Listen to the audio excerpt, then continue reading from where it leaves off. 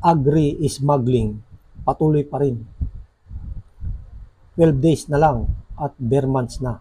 Itong bare month ang inaabangan ng mga smuggler ng agricultural products, partikular na ang sibuyas, carrots, luya, bawang at iba pa. Kailangan ang mga ito sa holiday season. Hindi kumpleto ang mga pagkain na ihahanda kung wala ang mga nabanggit na produkto. Kaya hindi na nakapagtataka na aktibo na naman ang mga sindikato ng sibuyas at ginagawa ang lahat ng paraan para makapagpalusot.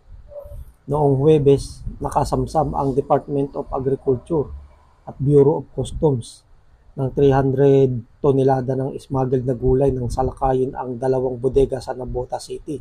Ang isa sa mga bodega ay naglalaman ng 132.75 tonelada ng puting sibuyas na nagkakahalaga ng 21.2 milyon pesos. Samantalang ang isa pang bodega ay may laman na 89.89 tonelada ng carrots na nagkakahalaga ng 13.48 milyon pesos. Bukod sa sibuyas at carrots, nakakumpiska pa rin ng 360 kilo ng kamatis at 10 kilo ng enoki mushrooms.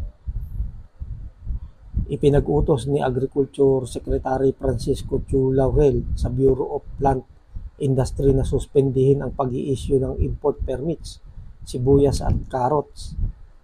Ayon kay Chu Laurel, sagana ang bansa sa sibuyas at carrots dahil harvest season ngayon. Hindi raw niya hahayaang ang illegal at masamang practice na ang mga lokal na magsasaka ng gulay ang nasasaktan. Nawawalan umano ng ikinabubuhay ang mga magsasaka dahil sa mga smuggler ng gulay. Nanawagan siya sa mamamayan na i-report sa DA ang anumang impormasyon ukol sa smuggling ng agricultural product sa bansa. Ang nangyayaring pagdagsa ng smuggled na sibuyas ay nagpapaalala sa nangyayaring pagmamahal ng produktong ito noong Disyembre 2022 kung saan umabot sa 700 pesos per kilo ng sibuyas. Unang pagkakataon na naranasan sa bansa ang sobrang mahal na sibuyas. Bukod sa mahal, wala pang mabili na batid na minamanipula at tinatago ng mga ganid na traders ang sibuyas. Dahil walang mabili ang mga tao, tinataasan ng mga ganid ang presyo ng sibuyas kaya nagkaroon ng krisis. Nagkaroon ng investigasyon ang House of Representatives at Senado ukol sa krisis sa sibuyas. Nakilala naman ang mga traders na nasa likod ng krisis. Tinukoy ng Senado noon ang isang nangangalang Leia Cruz na tinaguri ang Sibuyas Queen. Sa kabila ng mga investigasyon, walang nakasuhan sa mga ganid na traders ng sibuyas.